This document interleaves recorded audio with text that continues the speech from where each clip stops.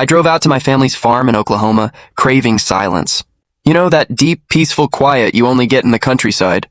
Wind rustling through cornfields, cows mooing softly in the distance, maybe the creak of an old barn door. That's what I was after. A break. A chance to unwind. But instead of calm, I got the screeching roar of bulldozers and the annoying beep beep beep of survey trucks backing up. My boots sank into fresh tire tracks slicing through my pasture. Orange stakes were scattered across the field like someone was playing a giant game of tic-tac-toe on my land. And there she was, Karen Wilson, the HOA president, arms crossed, sunglasses glinting like she was unveiling a new wonder of the world. Behind her, workers were spray painting white lines across my cornfield. I almost laughed. What's next, Karen? A private jet landing strip behind my barn? That's when it hit me. This wasn't just another HOA stunt. This was a full-blown runway on my land. And trust me, they had no idea who they were messing with. Before we get into this wild ride, drop a comment below with where you're reading from and what time it is. I'm curious to see how far this HOA drama spreads. When I first pulled up to the farmhouse, I thought I'd taken a wrong turn. The mailbox still had my dad's name, half faded from years of sun. The rusty rooster we'd nailed to the fence 20 years ago was still there, wobbling in the breeze. The barn leaned a little more than I remembered, but it was home. I'd come back for one reason, rest. Running the Federal Aviation Administration, FAA, in Washington, D.C. isn't exactly a chill job. My phone buzzes at 2 a.m. when some pilot forgets their flight plan. I've signed more emergency orders than I can count, argued with airline bosses, and testified before Congress. By summer, I was ready for a week of fishing, fresh tomatoes, and maybe a nap under the big oak tree out back. Instead, I rolled into a construction zone nobody bothered to tell me about. At first, I figured the county was fixing the road. Oklahoma dirt can crack asphalt like an eggshell. But when I saw orange cones inside my pasture, right by the cattle pen, my stomach dropped. This wasn't county work. This was HOA nonsense. And that's the worst kind of nonsense. As I parked my truck, leaned against the hood, and took it all in. Workers in neon vests were hammering stakes into the ground. Another guy with a clipboard nodded like he was designing a skyscraper. They barely looked at me like I was just part of the scenery. Then I heard her voice, Karen Wilson. If smugness had a sound, it'd be Karen's voice. Well, look who's finally visiting his little farm, she called, strutting toward me like she owned the place. We're making upgrades while you were gone. Upgrades? I said, raising an eyebrow. Funny, I don't recall asking for any. She smirked, sliding her sunglasses down to stare at me. Tom, progress doesn't wait for anyone. If you want to live in the past, that's your call. But don't stand in our way. I almost asked what the heck they were building, but something stopped me. The stakes were lined up too perfectly, straight, evenly spaced, aligned with the wind. My FAA instincts screamed louder than her smug speech. Runway. This was a runway. But I played dumb. Progress, huh? What's this, a new playground? A fancy pool? Karen laughed like I'd told the best joke ever. You'll see soon enough. This neighborhood's about to become exclusive. She walked off, barking orders at the workers, waving her hands like she was conducting a symphony. I stood there trying to convince myself I was wrong. Maybe it was just a road, a bike path for the kids. But deep down, I knew better. No HOA ever stops at a bike path when they can chase something bigger, louder, and dumber. That afternoon, I headed to the general store in town, the kind of place where gossip spreads faster than wildfire. Old man Hank was behind the counter, chewing a toothpick, eyeing me over his newspaper. Back in town, huh? He said. Yep. Thought I'd get some peace, I replied. He chuckled. Not with Karen around. That's when I knew. If Hank was laughing, the whole town was in on something I wasn't. I cut to the chase. What's she building out there? He leaned back, arms crossed. Rumor is she's turning the neighborhood into one of those fancy fly-in communities. You know, like in Florida, where rich folks land their planes right by their houses. I blinked. You're saying she's building an airstrip? I'm saying, he drawled, if you wanted quiet, you picked the wrong farm to come back to. I drove home, Hank's words echoing in my head. Fly-in community, private planes, a runway. It all clicked. Karen wasn't just flexing her HOA power. She was trying to turn my dad's land into her personal airport. When I got back, I walked the property. The survey lines cut through the pasture, past the pond, right to the tree line. Perfect length for small planes. Perfect wind alignment. Perfectly illegal. And I stood there at dusk, crickets chirping, bulldozers growling, and I knew two things. My vacation was ruined, and Karen had just picked a fight with the wrong guy. Because I wasn't just Tom Carter, farmer. I was Tom Carter, FAA director. And if she thought she could sneak a runway past me, she was in for a rough landing. The next morning, I woke up to engines roaring before the rooster could even crow. Thought it was a lost crop duster at first, but no. When I stepped onto the porch, coffee in hand, I froze. They weren't just surveying anymore. They were building. A huge chunk of my cornfield was stripped bare. Asphalt trucks lined up like they were paving a mall parking lot. Workers rolled machines back and forth, flattening the earth. White spray-painted lines stretched across my land, bold as day. And in there was Karen, standing in the middle of it all, wearing a hard hat she definitely didn't need, barking orders like a movie director.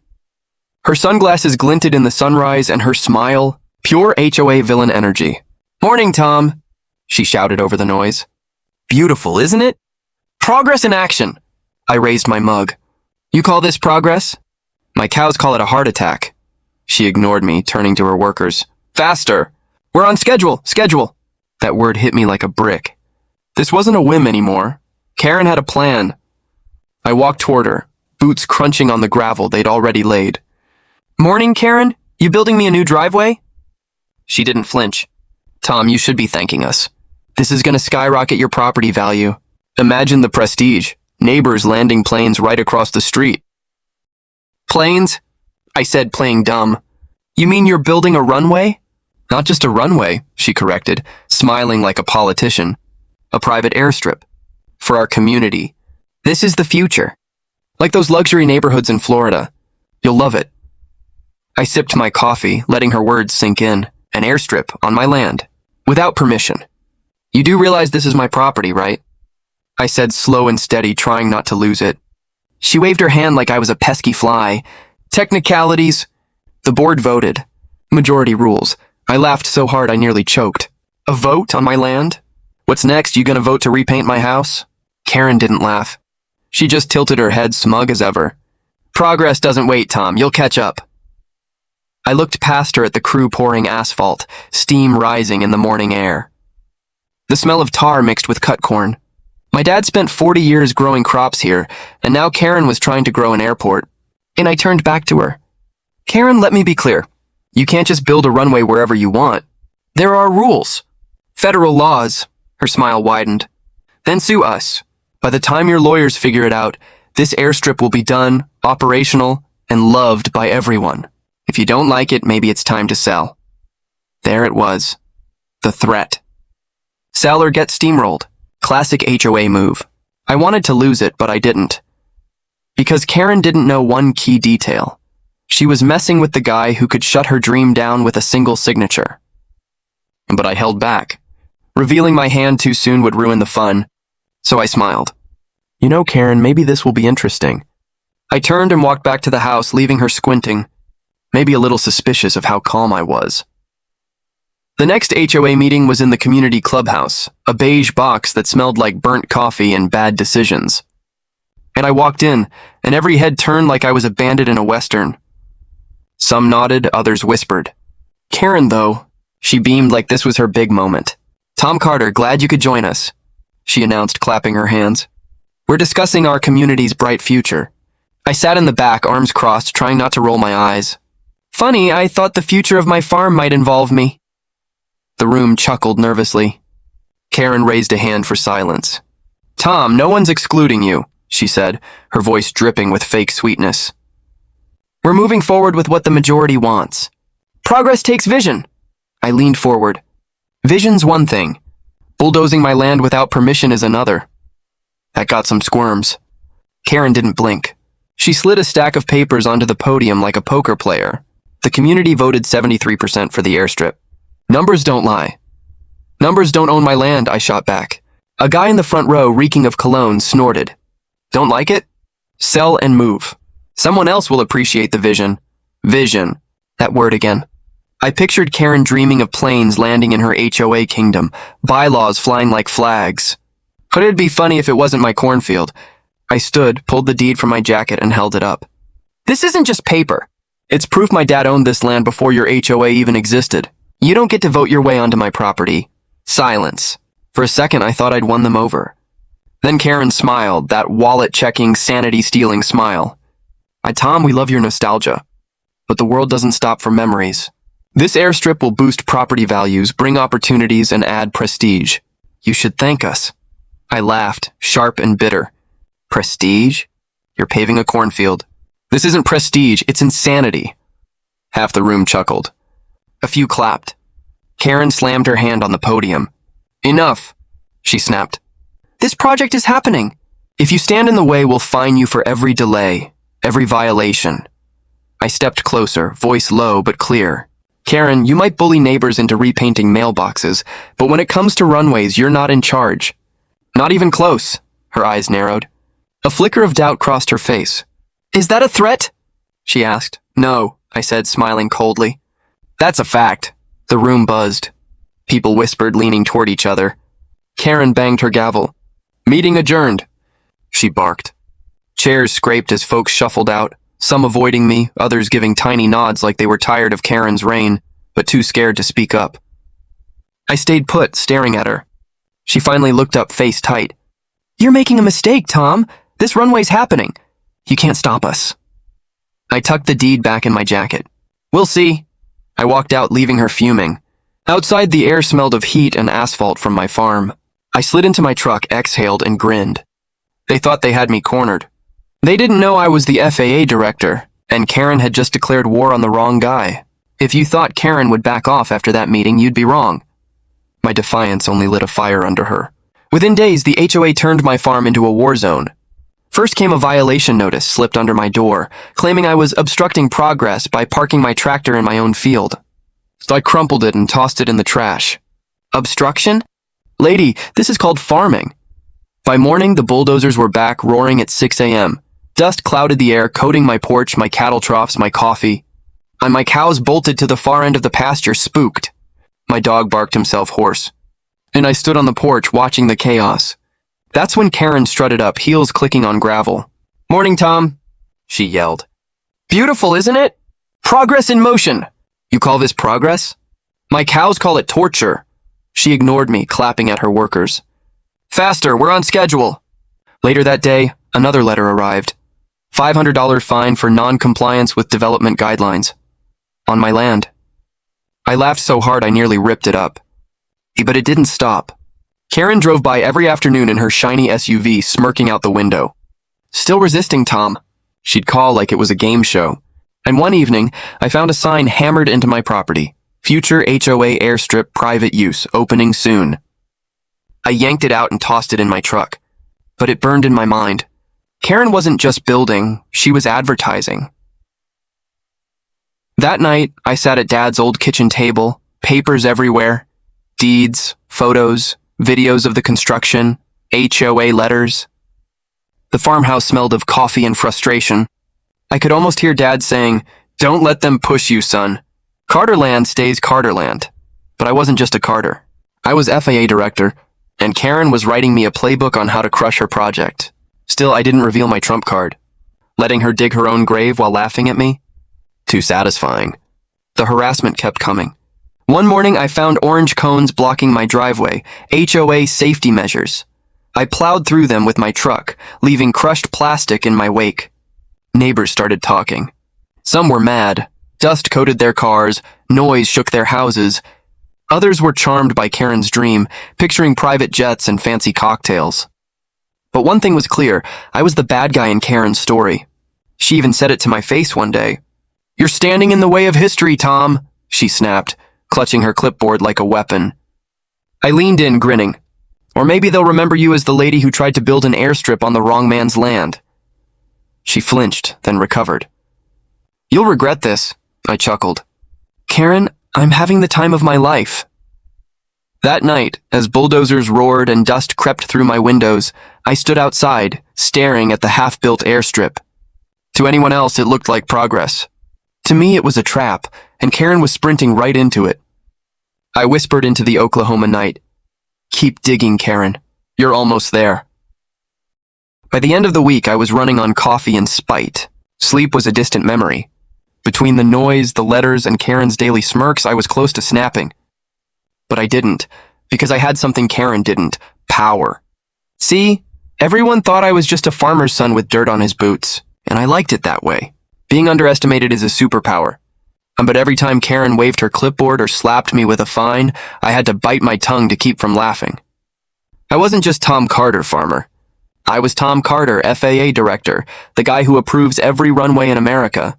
So when Karen was out here pouring asphalt like it was a DIY patio, I remember the moment I let it sink in. I was on the porch, my dog at my feet, the sunset painting the sky orange. The airstrip cut through my field like a scar. When I sipped my coffee and muttered, "You picked the wrong farm, Karen. You didn't just trespass on my land, you trespassed into my jurisdiction." My dog tilted his head like he got it. Maybe he did. That night I opened my laptop and checked my FAA inbox.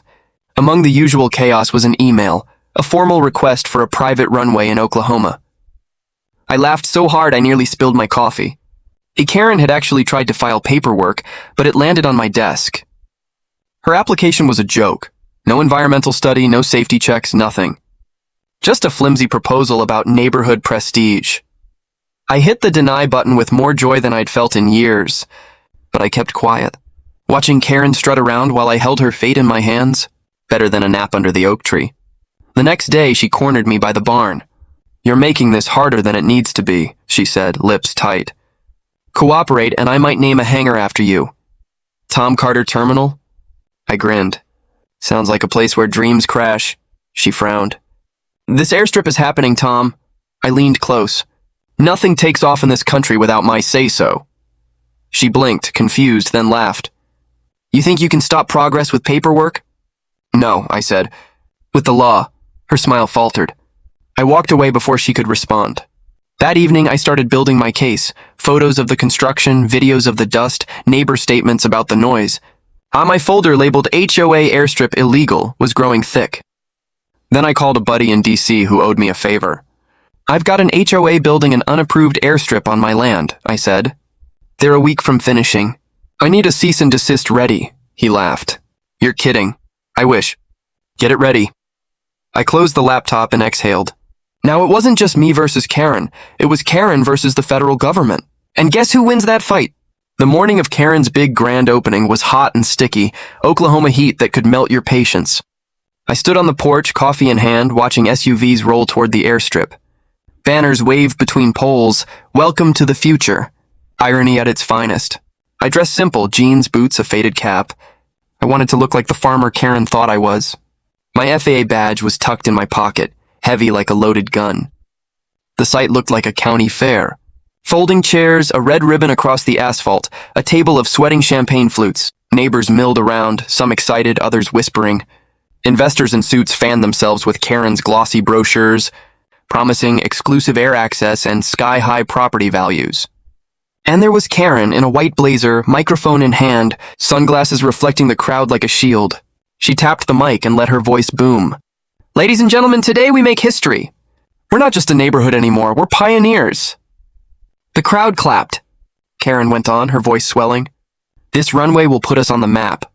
Imagine the convenience, friends, family, business partners flying in, no crowded airports. Imagine the prestige." I nearly choked laughing. Prestige?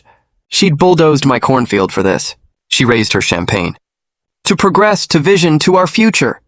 Glasses clinked, cameras flashed. Then she gestured to the sky. "And now our first demonstration flight." A small plane circled above, dipping its wings. The crowd oohed and awed. Karen spread her arms, soaking it in. "History is landing today." That was my cue.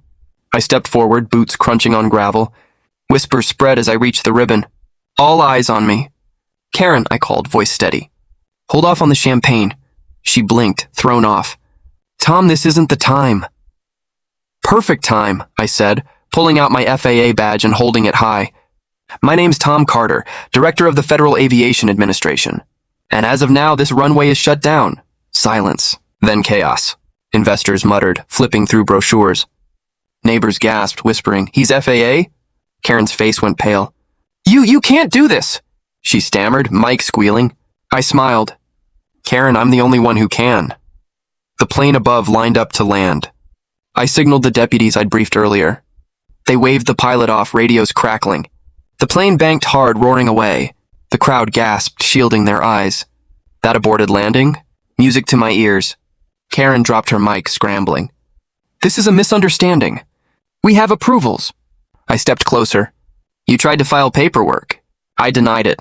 The deputies handed me the cease and desist order, FAA seal gleaming. I gave a copy to Karen. She read it, hands shaking. Effective immediately, all construction and operation of this unauthorized runway are prohibited. Violations will result in fines, demolition, and potential criminal charges. The paper slipped from her fingers like a surrender. Investors stormed her, waving contracts. You said this was approved! Cameras swarmed, catching her every stammer. I turned to the crowd. This runway violates federal law, environmental rules, and property rights. It's unsafe, illegal, and done. The deputies moved in, confiscating papers, snapping photos. Neighbors started clapping, first a few, then everyone. The sound rolled like thunder. I picked up Karen's abandoned champagne flute and raised it. To peace and quiet. The crowd laughed and cheered. As I walked back across the pasture, the sun setting gold, I smiled. Justice had landed and Karen's empire had crashed. The aftermath was sweet. The news aired Karen's meltdown on a loop. HOA president's illegal runway scheme exposed. My badge reveal went viral with memes like runway? More like runaway. Neighbors aired years of grievances at the next HOA meeting, voting Karen out as president. The FAA investigation hit hard. Fines, fraud charges, the works. Investors scrambled, some suing, others vanishing. The runway was torn up within a week, the asphalt hauled away, the field patched with fresh soil. My dad's land was healing. Neighbors stopped by with pies, offered to fix fences, or just tipped their hats. Good work, son, old man Hank said. I didn't do it for thanks. I did it because it was right. Because no HOA queen gets to bulldoze lives for ego. I'm sitting on the porch, my dog at my feet, I chuckled. All I wanted was a week off. Instead, I shut down the shortest-lived airport in America. Life settled back. Fences mended, corn replanted, even that nap under the oak tree. Every time a plane flew overhead, I thought of Karen, probably still fuming. Her arrogance took off, but it crashed hard. This isn't just about an HOA runway. It's about pride, greed, and thinking rules don't apply to you. Karen thought she could bulldoze her way to glory. But reality always wins. My dad used to say, the land remembers who respects it. Watching the bulldozers tear up her runway, I knew he was right. To anyone facing a bully, HOA, boss, or neighbor, here's my advice. You don't need to shout loudest. Patience, prep, and truth are your best weapons. So tell me in the comments, ever dealt with a Karen? How'd you handle it? And if you love this story, hit subscribe. More HOA dramas are waiting to take flight.